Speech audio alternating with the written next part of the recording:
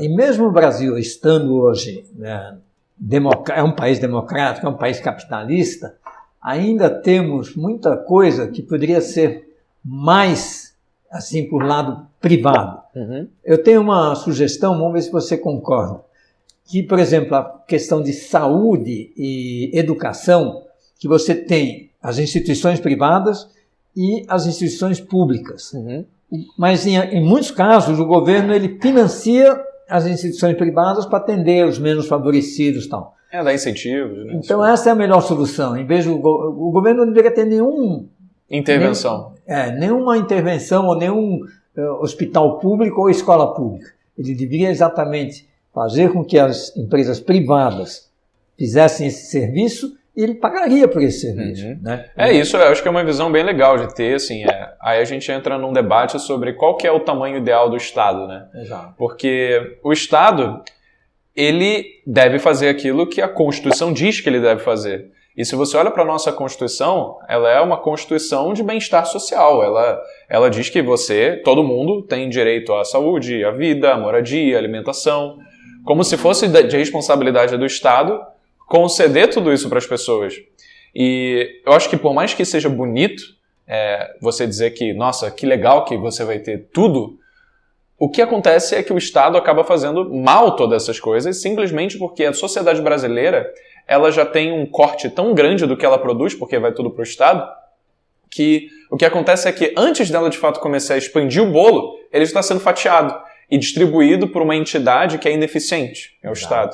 O que você está falando é basicamente algo que se assemelha ao Estado mínimo, por exemplo, que é um Estado que ele vai só se preocupar com segurança nacional, com iluminação pública, com essas coisas que, ao invés de se preocupar com saúde, alimentação, moradia, e deixa isso de responsabilidade do indivíduo. Né? Quer ver? Vou dar um exemplo claro aqui que vai fazer todo sentido, eu espero.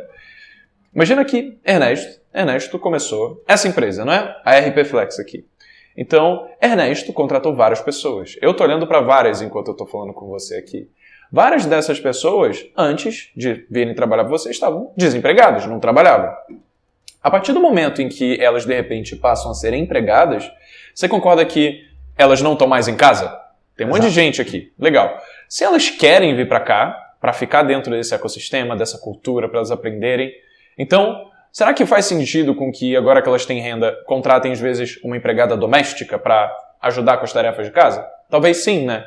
E uma empregada doméstica, portanto, acabou recebendo o emprego porque Ernesto abriu uma empresa e contratou uma pessoa que agora está aqui dentro trabalhando. Mas vou além ainda. Vamos dizer que essa empregada doméstica tem um filho e antes dessa empregada doméstica ter ganho emprego, esse filho estava trabalhando para poder ajudar na renda de casa. A partir do momento em que a empregada consegue um emprego da pessoa que é funcionário do Ernesto, a empregada doméstica chega pro filho e fala assim: olha, tá tudo bem, mamãe já está empregada aqui, estou conseguindo trabalhar, vai para a escola estudar.